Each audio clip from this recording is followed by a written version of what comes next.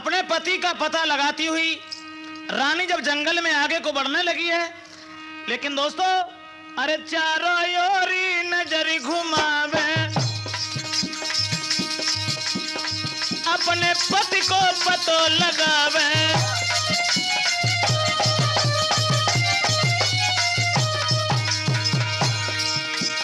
नहीं पति नजर में आवे और बिन पति के रुधन मचावे।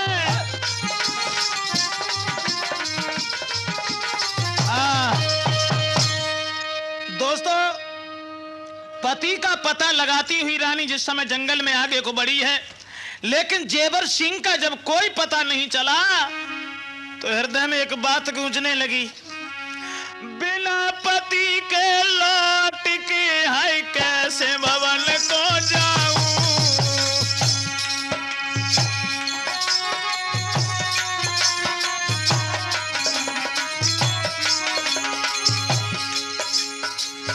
बिना पति के कैसे हाय लौट महल को जाऊं, मार कटारी जंगल में अब हम मर जाऊं।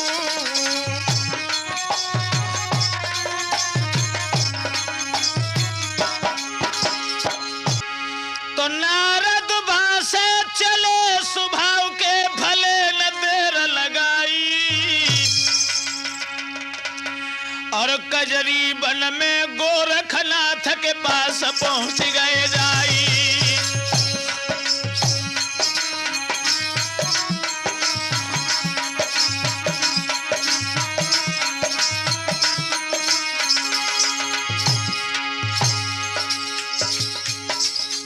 नारद जी जब चले हैं गोरखनाथ के पास में जब पहुंचे हैं तो दूर से क्या देखा,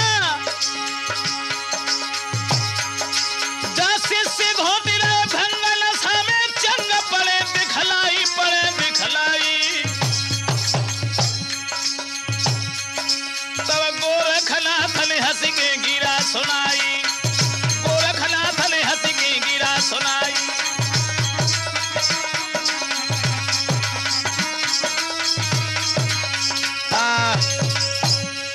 गोरखनाथ ने जिस समय बाबा नारद को आते हुए अपनी तरफ देखा है तो पूछने लगे हैं, कहो कैसे आना हुआ। नारद जी कहने लगे, श्रीमन आपको हर बात पता है, मेरे आने का कारण भी मालूम है, फिर भी आप अगर पूछ रहे हो तो मैं तुम्हें बता रहा हूं। तो नारद मुनि समझाए रे के सुनो हमारी बानी, होई के नारी निराश रे, अब होई के नारी निराश रे के प्राण तजे महारानी। महाराज जेवर सिंह की पत्नी बाछल जो तुम तिन है तुम्हारी आस को छोड़ करके निराश हो गई, अब अपने प्राण दे रही है।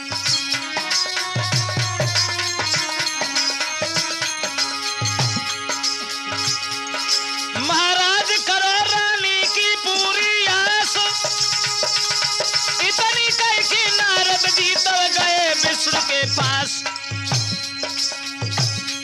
भैया योगनाथ को पास बुलाएगी गोरख बोले हैं, तभी योगनाथ को पास बुलाएगी गोरख बोले हैं।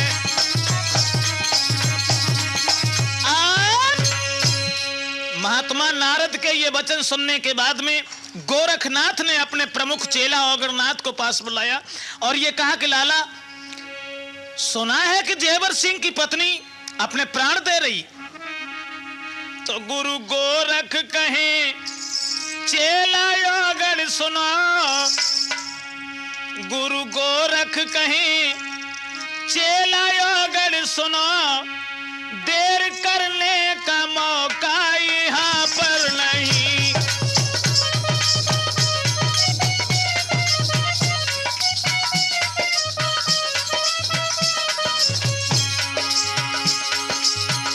गुरु गोरख कहे चेला योगन सुनो, देर करने का मौका यहाँ पर नहीं। सभी मिलकर चलो शेर बागड़िया चलो शहर बागड़ अभी मिलके बगिया में धूनी रमावे वहीं।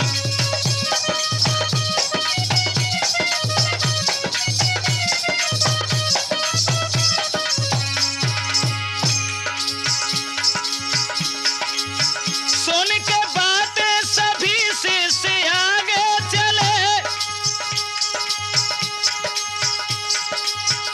गुरु गोरख भगे शहर बागड़ तभी चंद्र मिनटों में पहुंचे वहां जाई के, चंद्र मिनटों में पहुंचे वहां जाई के, जहां पानी भी पीने को बिल्कुल नहीं।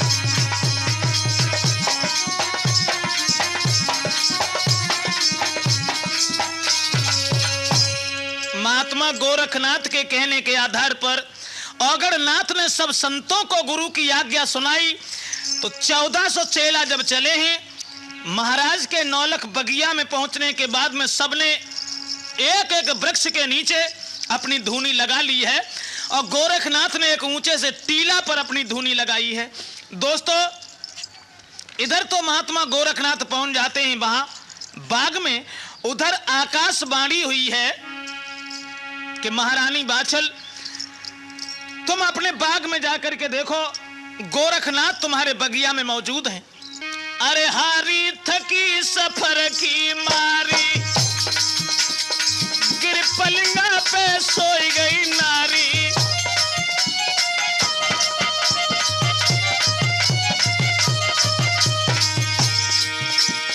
हारी थकी सफर की मारी, गिर पलंगा पे सोई गई नारी।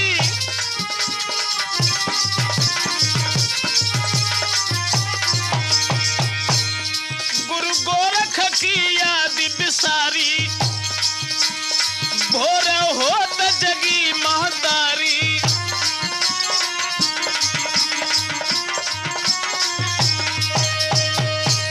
भक्तों, गोरखनाथ की याद नहीं रही, सफर की हारी हुई जिस समय रानी बाछल लेट के सो जाती है। सुबह जब हुआ है तो भोर होत चेला जगे, गुरु से कही रिसाए, आप तो कहते फूल फल या पानी तक न दिखाए। गोरखनाथ से जवाब दिया शिष्यों ने, आप तो कहते थे कि फल फूल हैं, देसी घी की पूड़ियां हैं, लेकिन यहां तो कुछ नहीं, पानी तक न दिखाई, यहां सूरज की धूप तपावे। पानी तक न दिखाई, यहां सूरज की धूप तपावे। 1400 चेला बिन पानी सभी यहां मर जावे।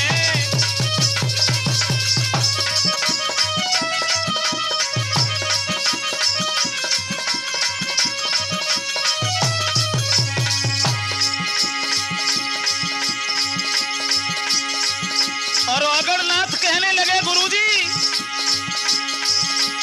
छाया नहीं बाग में बैठ के जो ले पसीना सुखाई, कौन जन्म के पाप मौत, हाँ कौन जन्म के पाप मौत जा बदले वाले आई।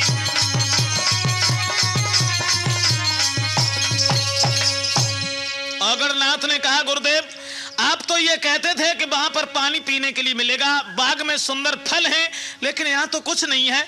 शायद है कि हमारी मौत घेर करके हम लोगों को यहाँ ले आई है। समझा करके गोरखनाथ कहने लगे, औगड़नाथ घबराइए नहीं। गुरु गोरखनाथ बोले रे के सुन ले मेरे चेला, घबराओ नहीं। अपनी धूनी से राख लेकर के औगड़नाथ को दी और ये कहा कि ये राख हर एक वृक्ष के ऊपर डालो, अलख निरंजन कह करके ये राख कुआं में भी डाल देना।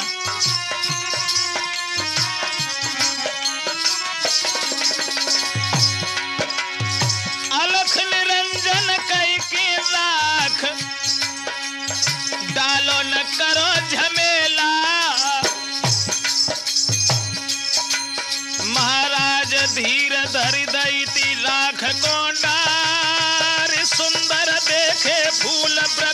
सब साज भय तैयार।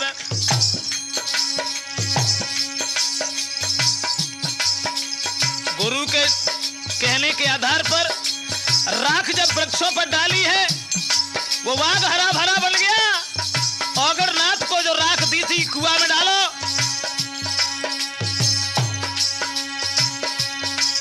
औगड़ ने जब राख गिराई है, एक दम उठो तो मड़ाई है। जब जो राख डाली, सूखे कुआं में पानी भर गया, पानी हद से बाहर निकलने लगा। तो औगड़नाथ कहने लगे,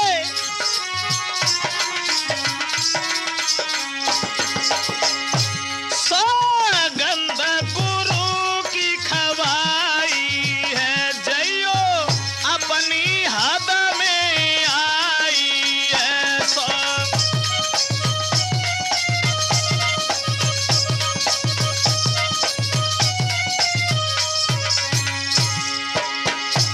सब शिशिर हरसाई है, गुरु की महिमा रह गाई है। सब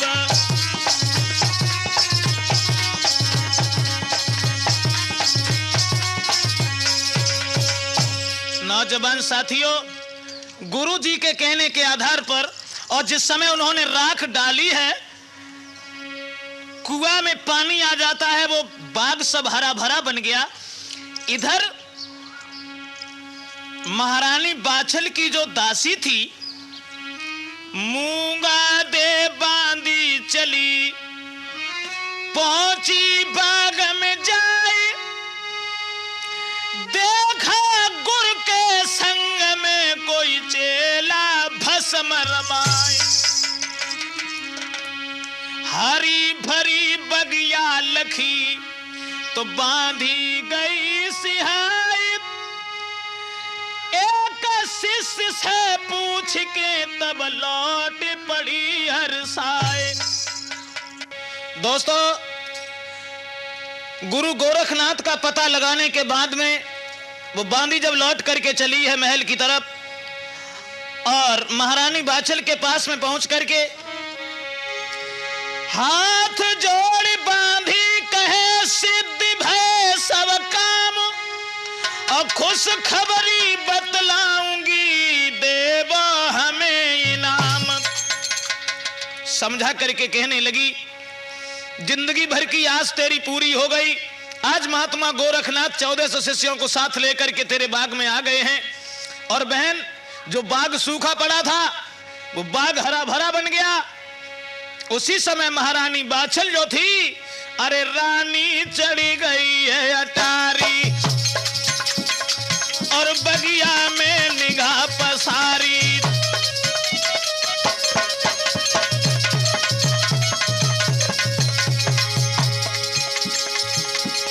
देखे 1400 तपधारी, तब रानी ने बात रे बिचारी।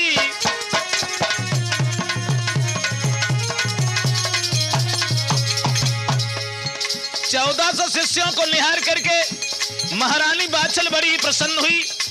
सारे शासन में उसने खबर भेज दी, अरे दीनी आज्ञा करवाई, कोई न भिक्षा दे गिराई।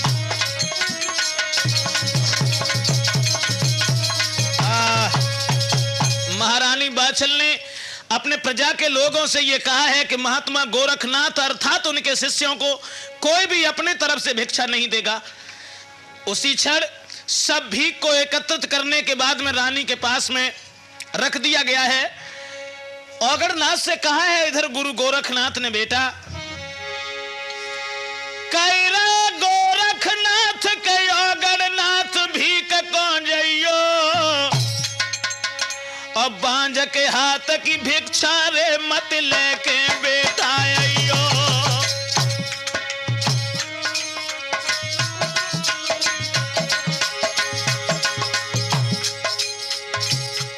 गोरखनाथ कहने लगे, बेटा औगड़नाथ जाओ, लेकिन बाज स्त्री के हाथ की भीख लेकर के मत आना।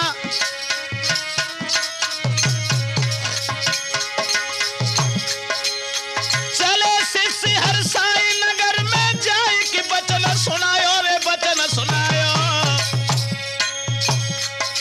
कर जोरी की जनता कहे अगारी जइयो, कर जोरी की जनता कहते अगारी जइयो।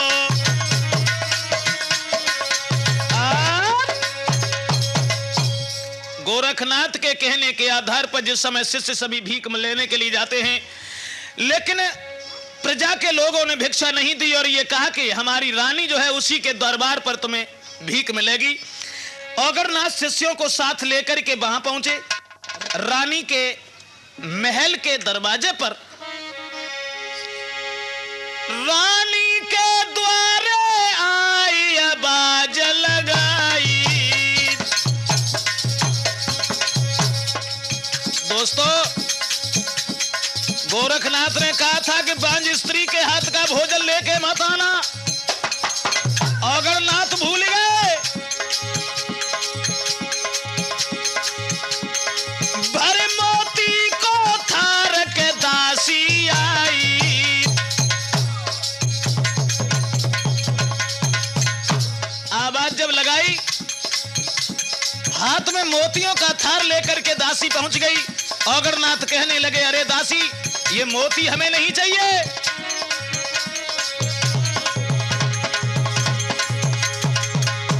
महाराज कही अगर ने तब समझाई, ऐसे मोती गुरु हमारे और धूनी में देत जराई।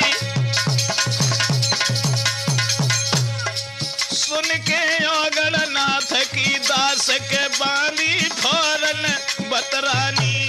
सुन के अगरनाथ की बात वो दासी हंस की बोली है।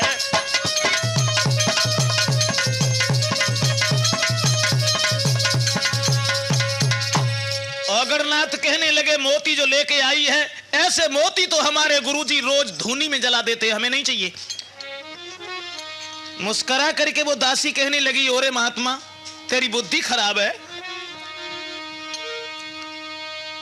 जो ये कहा कि मोतियों को जला देते हैं धूनी में, तब बांधी ने बचन उचारे, मांगत रोटी द्वारे द्वारे हैं। तब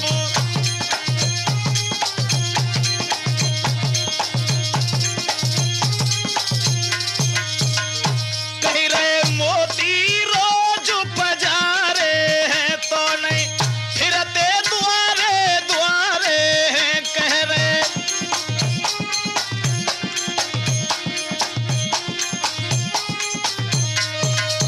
बांदी कहने लगी, अगर मोती रोज जलाए जाते तो द्वार द्वार पर तुम भीख मांगने के लिए हाथ नहीं फैलाते।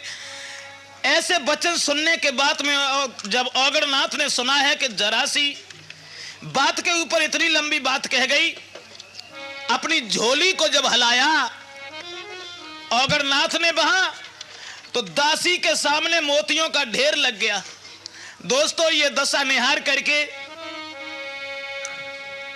हाथ जोड़ करके वो दासी बार बार अपनी गलती की क्षमा मांगती है और लौट करके चली आई। बाछल को जाकर के सारी कहानी जब कह सुनाई, तो रानी बाछल भागी। कर जोड़ के रानी कहे, द्रगन जल बहे सुना तपधारी।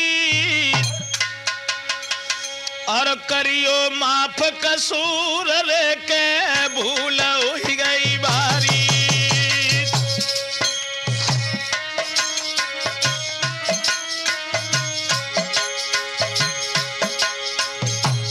महारानी बाछल ने यह कहा कि तुम चलो, तुम्हारे पीछे मैं भोजन लेकर के आ रही हूं। हम भोजन लेके आ तक सभी के साथ चलो अगारी रे चलो अगारी। सुन रानी की बात के गए सिधारी, सुन रानी की बात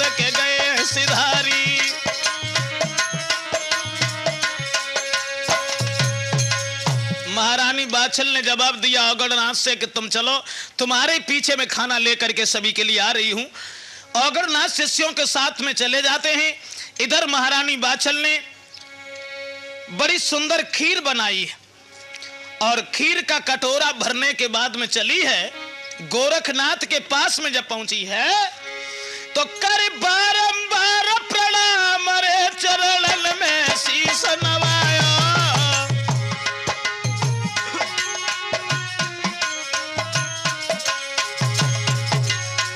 गोरखनाथ ने खीर को कटोरा हाथ गहाया।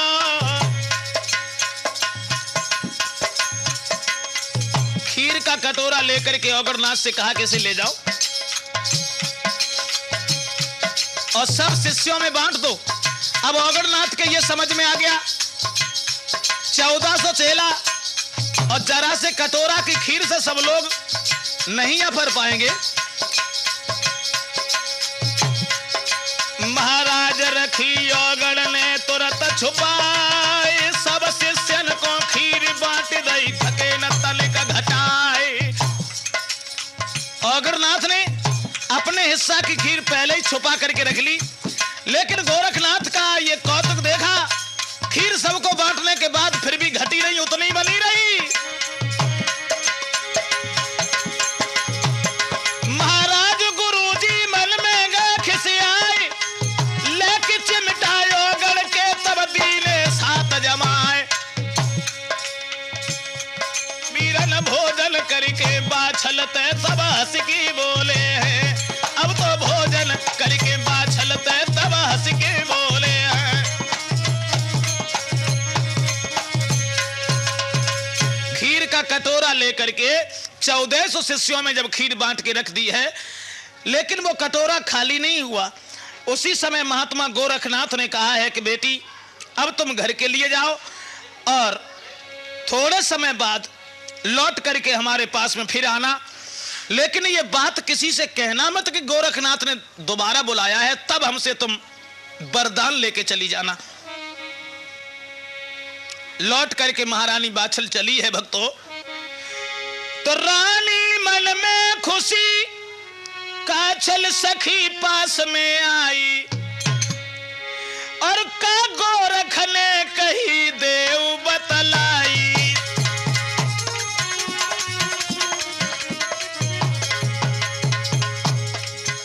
महारानी बाछल जब लौट गई, उसकी बहन काछल पास में आके पूछने लगी कि गोरखनाथ ने क्या कहा है तुमसे।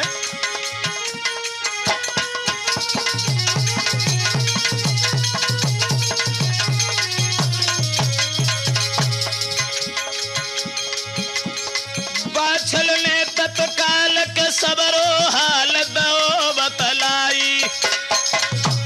सुन के बहन की बात फौरन हरसाई।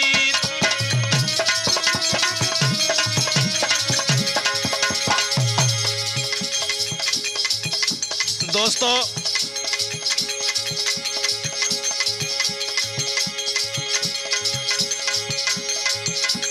बाछल ने जब सारी कहानी बताई है अपनी बहन को, लेकिन वो कपटिन औरत ने बात बदल के ये कहा है कि बहन तुम अपने वस्त्र मुझे दे दो, अपने कपड़ा दियो गहाई, पूजा कर देवे लौटाई। बाछल नारी समझ नहीं पाई, फौरन दीने हैं वस्त्र गहाई।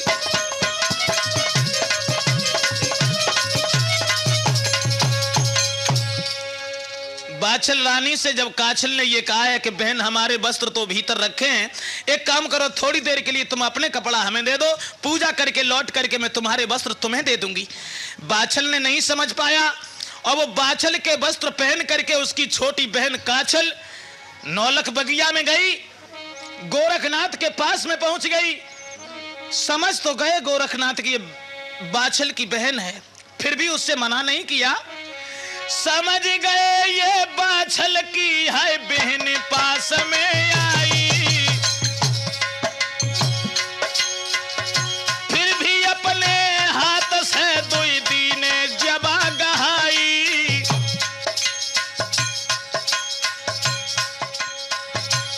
दो जबा दे करके ये कहा कि जाओ।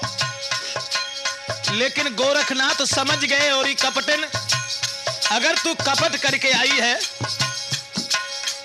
तेरे दो बालक पैदा होंगे, उनके प्रति तुझे बड़ा ही खेद होगा, कष्ट होगा, और बाछल के पुत्र के हाथों से ही तेरे पुत्रों का वध होगा।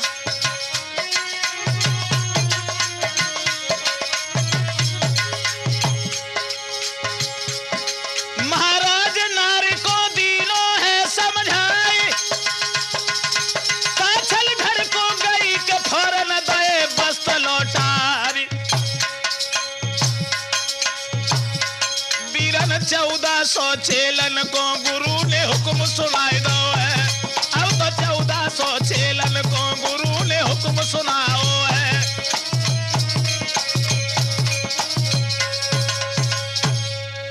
बाछल की बहन काछल जब दो जबा लेकर के चली गई और गोरखनाथ शिष्यों से ये कहने लगे कि लाला अब यहां से चलो आगे के लिए। गोरखनाथ तो जब चले जाते हैं बगिया से, और इधर वो बाछल चली है दोबारा फिर महाराज गोरखनाथ के पास में। लेकिन जब बाग में पहुंची भैया, बगिया सोनी लखी, तभी एक सखी पास में आई, और थोड़ी देर पहले गोरख गए कूच कराई। मालिन ने आकर के कहा, बहन थोड़ी देर पहले चले गए हैं महात्मा गोरखनाथ।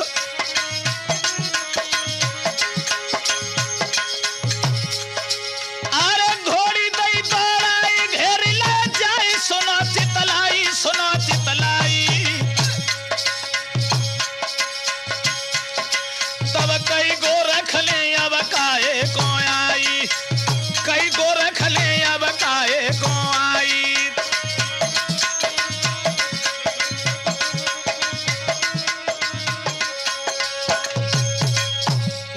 दोनों हाथ जोड़ के कहने लगी, श्रीमन आपने आशीर्वाद देने के लिए कहा था, लेकिन मैं क्या करूं। गोरखनाथ कहने लगे, बेटी माफ करना, आशीर्वाद तो मैं दे चुका हूं, मेरे पास में अब कुछ नहीं बचा। कहने लगी तो मैं लौट करके अब घर नहीं जाऊंगी। महात्मा गोरखनाथ कहने लगे, बेटी माफ करना, अगर ये कहानी है तो कोई बात नहीं, थोड़ी देर तसल्ली धारण करो। तो आंख बंद कर बाबा ने अटल समाधि लगाई,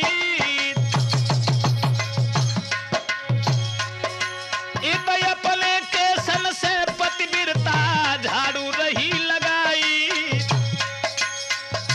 आंखें बंद करने के बाद में गोरखनाथ ने समाधि लगाई। महाराज पहुंच गए बासुक के ढिंग जाए, कोई नाग के देव हमें हम गए बचन कुंहारी। बीरन पद्म नाग फौरन एकदम से उठ के आयो है। अब तो सभा से पद्म नाग फौरन उठ के आयो है।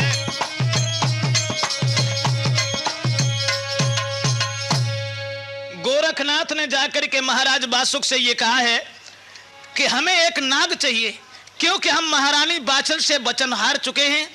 उसी समय पद्म नाग ने आकर के कहा है कि गुरुदेव मैं आपकी इच्छा पूर्ण करूंगा। गोरखनाथ ने समझाया कि तो तुम जाओ और झोली में जो गूगुर रखा है उसमें जाकर के समा जाओ। गोरखनाथ की जब समाधि टूटी, उस गूगुर को हाथ में लेकर के महारानी बाछल के हाथ में दिया और यह कहा कि तुम अकेली नहीं, बल्कि तुम्हारे इस ददरेड़ा में जितनी भी बांझ हैं सबको जाकर के गूगुर दे देना। भक्तों, महारानी बाछल ने अपनी घोड़ी को आकर के खिलाया है, जिस गूगुर से घोड़ी भी गर्भवती रही है। और इधर महारानी बाछल दिन दिन बाड़ो उधर सुनो चितलाई।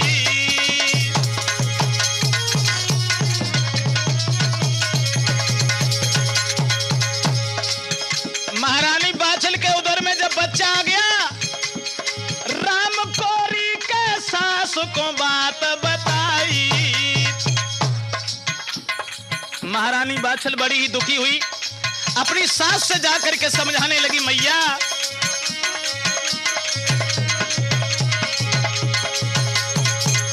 मेरी मात पति मेरे घर में है अरनाई, मेरे गर्भ में बालक मैया, मेरे गर्भ में बालक मैया, कोई देगो दोष लगाई।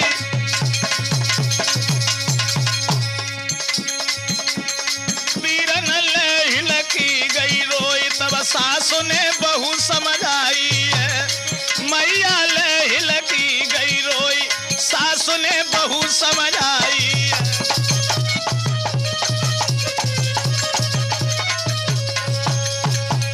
नौजवान साथियों, बाछल ने जिस समय सारी कहानी कही है अपनी सास से, तो सास समझा करके कहने लगी, घबराओ नहीं, मैं अपने पुत्र का पता लगवाऊंगी और उन्हें बुलाऊंगी। तब तक जब उधर धीरे धीरे बड़ा होने लगा, पेट में बालक जब पनपने लगा, इत ससुरे से आई नंद, बड़ो आनंद महल में पायो, और पहुंची काछल घर जाए रे के ननद को पलिंग नवायो। छबील दे नंद थी, वो आगे बढ़ी और छोटी भाभी काछल के आंगन में गई।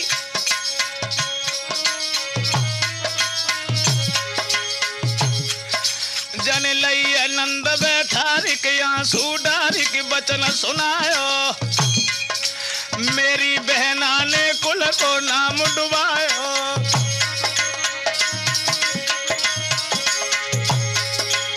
लई नंद बैठारी के आंसू डारी के बचन सुनायो, मेरी बहना ने कुल को नाम डुबायो।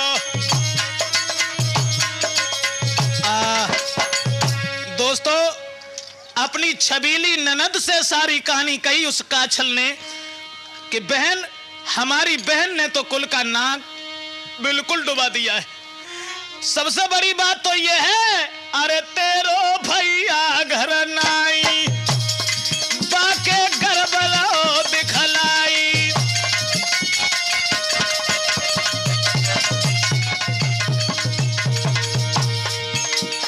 और सब हंसे लोग लुगाई, अरे सब कुल की नाक कटाई।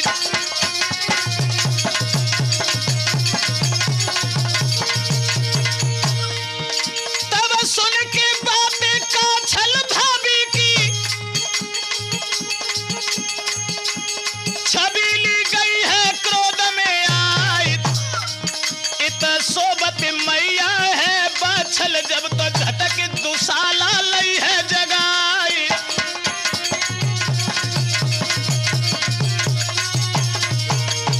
उठ के बाछल बैठ नहीं पाई, बने कस के दिली है लात जमाई। मेरो भैया घर नाई है के कासे बालक करो तैयारी।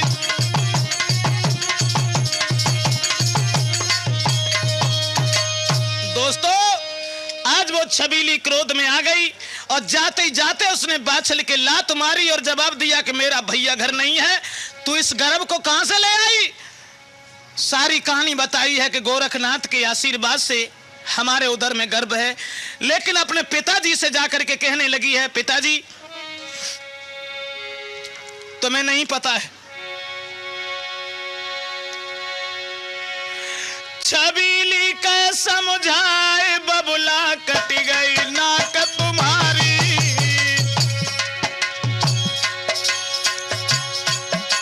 मेरो भैया घर में नाई रे के गर्भ से भवज हमारी। और कहने लगी, पिताजी मेरे बबुल देव पापिन को तुरंत निकारिया भिजवाए की जल्लादन देव हत्यारिन को मरवाए।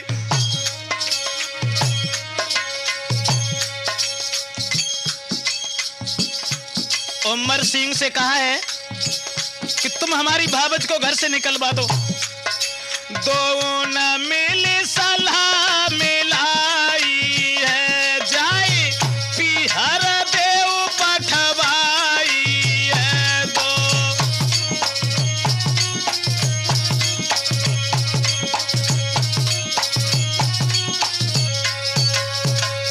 छबीली ने अपने पिता उमर सिंह से सालिस जितनी भी सलाह थी मिला करके जवाब दिया है कि तुम हमारी भावज को या तो घर से निकाल दो या इसकी हत्या करवा दो। रथ सजवाया गया और यह कहा कि इसे अपने पीहर में भेज दो। जब पीहर के लिए भेजने के लिए इशारा किया, रथ पर कोई नहीं दूसरा था, तो हाँ कि रथ को चलो है नौकर लाई आगे की सीधा लगाई। तब पहिया धसन लगे धरती में, रानी रोए रोए रही बिलखाई। और लीला भई है गोरख जी की रथ से पाता लगाओ झरनाई। सोचे बासुक का दुनिया में भोजन में जय कोई अवतारी।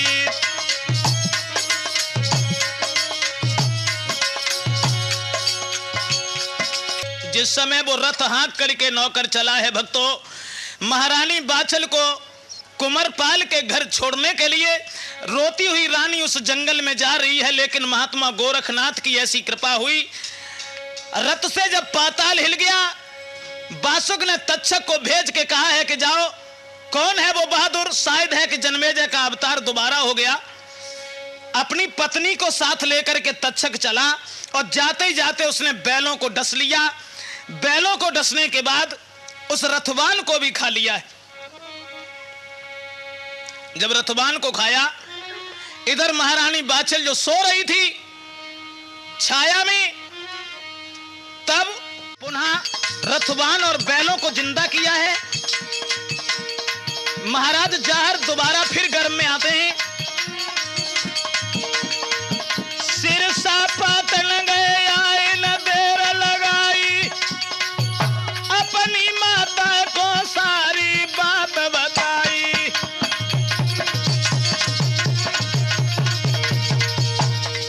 सिरसा पाटन में पहुंचने के बाद में मैया बाछल ने अपनी मां को सारी कहानी बताई है कि इस तरीका से मुझे घर से निकाला गया है। मां,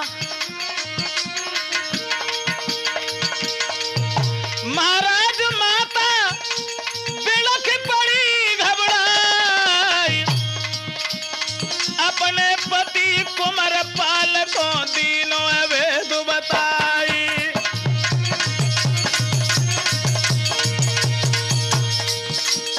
बाछल के पिता को सारी कहानी बताई है कि बेटी को इस तरीका से घर से निकाला गया।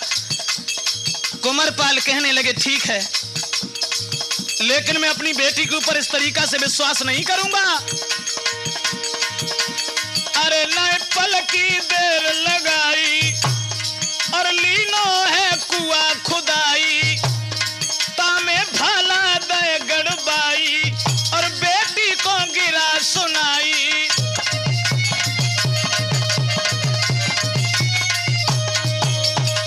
कुंवरपाल कहने लगे बेटी बाछल, मैं जानता तो हूं कि तुम अपने रास्ता से नहीं डिगोगी, मगर माफ करना, हम तुम्हारी परीक्षा अवश्य लेंगे। एक कुआं खुदवाया, उसमें भाला गड़वाने के बाद में कच्चे धागे का एक पलंग बनवाया है जो कुआं के ऊपर डाला और यह कहा कि बेटी तुम इसके ऊपर लेट जाओ।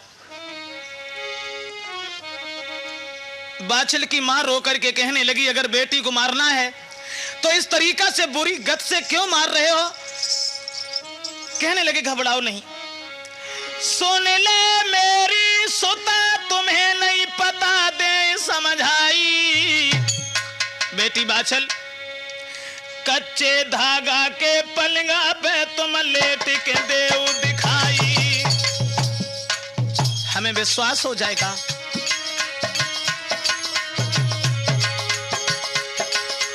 मात गई बिलखाई,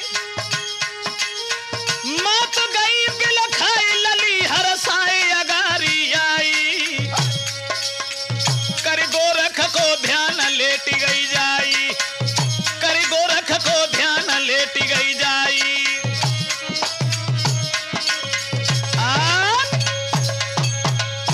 कुंवरपाल ने जिस समय ये देखा कि हमारी बेटी कच्चे धागा पर लेट गई, खैर अपनी बेटी को कलेजे से लगा लिया और कहने लगे, बेटी मैं समझ रहा हूं कि तुम्हारी कोई गलती नहीं। उमर सिंह के लिए खत लिखा है महाराज कुंवरपाल ने, ये तो मैं जानता हूं कि ननद और भौजाई की बहुत कम बनती है। खैर तुम्हें ऐसा नहीं सोचना चाहिए था जो हमारी बेटी को झूठा अंजाम लगा करके घर से बाहर किया है।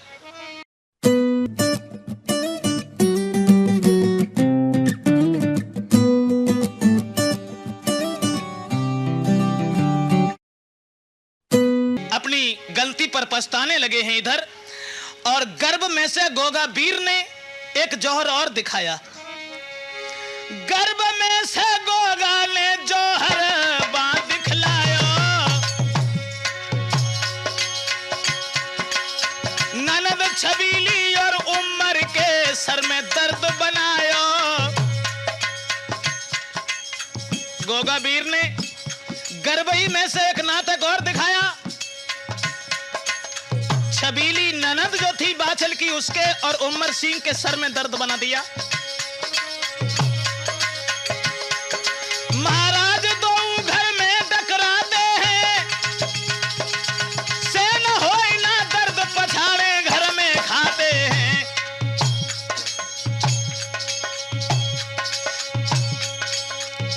उसी समय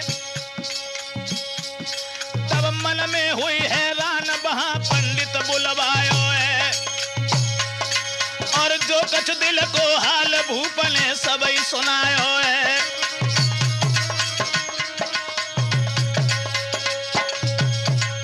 उमर सिंह और उनकी बेटी के जब सर में दर्द होना शुरू हुआ, किसी तरीका से वो दर्द कम नहीं होता।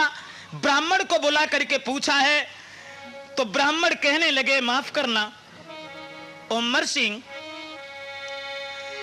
पंडित कहे समझाए कि दोष लगाए के नारी निकारी, अब्बा के गर्भ में पल रहो है के बेटा है अवतारी।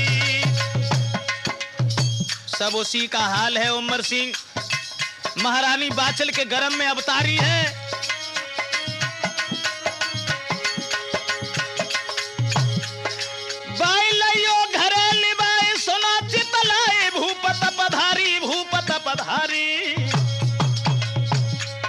सिर साजाने की करी थी भूपने प्यारी, सिर साजाने की करी है भूपने प्यारी।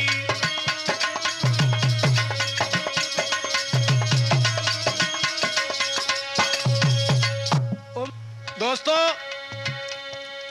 उसी समय ब्राह्मण ने समझा करके ये बताया है, तुमने झूठा अंजाम लगा करके जो महारानी बाछल को निकाला, उनके गर्भ में अवतारी बालक पल रहा है और उसी का ये नाटक सब चल रहा है। इसलिए तुम एक काम करो, उस रानी को आदर के साथ में घर में बुलवा लो। दोस्तों ये वचन सुनने के बाद में इधर जेवर सिंह महाराज को गोगा वीर ने स्वप्न दिया है कि आप घर के लिए जाओ। स्वप्न की बात सुनने के बाद में जब समझ गए, तुरंत ही घर के लिए आए हैं, अपने पिता उमर सिंह से आकर के मिले हैं। उमर सिंह ने कहा है कि बेटा वैसे तो रिश्तेदारी का मामला है, लेकिन बात इस बात की है कि मैंने कुंवरपाल की बेटी को निकाला है घर से। और दोस्तों इधर जब महारानी बाछल सो गई तो महाराज जाहर अपनी मां को सपना देते हुए समझाने लगे, मां मैं ननिहाल में पैदा नहीं होऊंगा। उत सोई गई बाछल माए, स्वप्न दिखलाए गिराय उच्चारी। ननिहाल में न ली है जन्म रे के, सुन ले माता हमारी।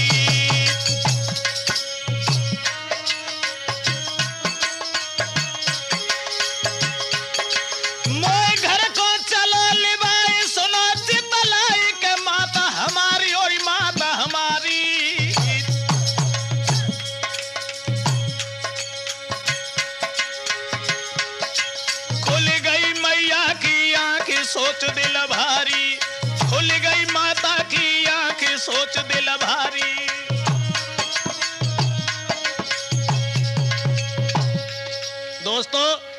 इधर स्वप्न में जाहर ने अपनी मां को समझा करके बताया है कि मां, हम यहां जन्म नहीं लेंगे, हमें घर को बुला के ले चलो। मां सोचने लगी कि अब मैं क्या करूं। उसी समय घोड़ा पे भव सवार सुना सरदारन बिलम लगायो, और जेबर सिंह महाराज पास में आयो। बेहर साई के महल पठायो, बाछल रानी से तबई भूप बतलायो।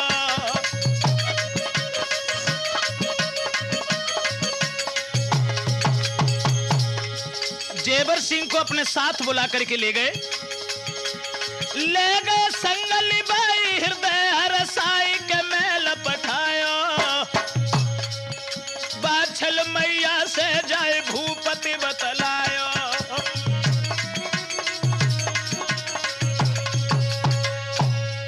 भक्तों, बाछल रानी के पास में जाकर के कहा है कि हमसे भूल हो गई, जंगल में जाने के बाद हमें दोबारा तुम्हारी याद नहीं रही, खैर माफ करना, जो भी हुआ अच्छा हुआ। महाराज कुंवरपाल ने दिल में खुशयति भूप भयो, ना कहन पे करी अबारी है, और जेबर सिंह के संग में भेजी बाछल बेटी प्यारी है।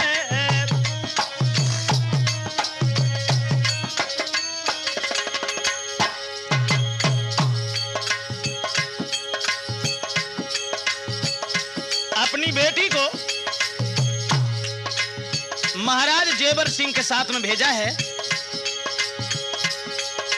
दिल में खुशयत भूप भयो, ना कहने पे करी अवारी है, और जेबर सिंह के संग भेजी है बाछल बेटी प्यारी है।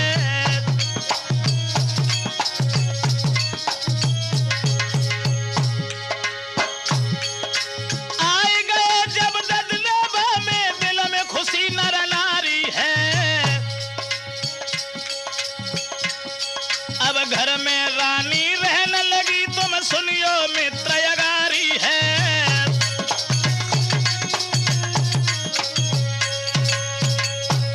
जिस समय महाराज जेबर सिंह अपनी अर्धांगिनी को आदर सहित बुला करके आंगन में आए हैं, बागड़ शहर में ददरेवा में जब बड़े उत्साह के साथ में वो महारानी महलों के बीच में रहने लगी, धीरे धीरे समय गुजरता चला गया। धीरे धीरे महल में सब लोग खुशी, दिन रात भादो महीना आ गया, जब बाथी ऋतु बरसात। भादों का महीना जब आया तो भादों के महीना में कृष्ण पक्ष की अष्टमी के दिन, जो बुधवार का दिन था, उसी दिन कि भादो महीना कृष्ण पक्ष अष्टमी जैसी आई,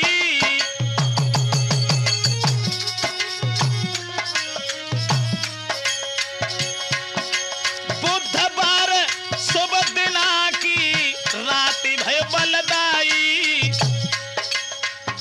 भादो कृष्ण पक्ष अष्टमी के दिन आधी रात पर गोगा वीर का जन्म हुआ। बोल जार वीर महाराज की।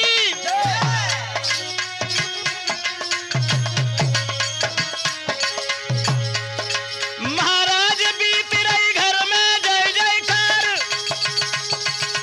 ठीक रात के 12 बजे भौजा हर अवतार।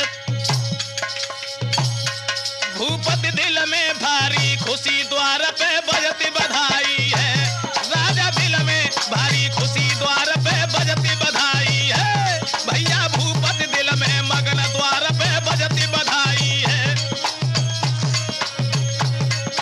आज भादों के महीना में कृष्ण पक्ष की अष्टमी के दिन महाराज जाहर का अवतार हुआ। लेकिन दोस्तों आंगन में खुशी तो है ही है, उसके साथ ही साथ छबीली जो बुआ थी जाहर की, उसके मन में कुछ और विचार जग गए। अरे बुआ छबीली है चमकीली, मन में सोची दूजी बात और पहुंची पास खास बाबुल के, फिर से कीनी बात सुनाए।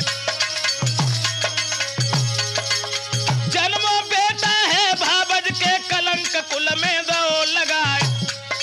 अब बात हमारी बाबुल मानो, बेटा देवो तुरंत मराए।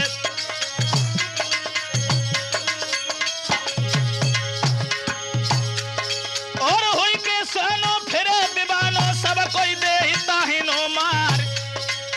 या तो बाछल के संग रानी, फिर से घर से दे निकाल।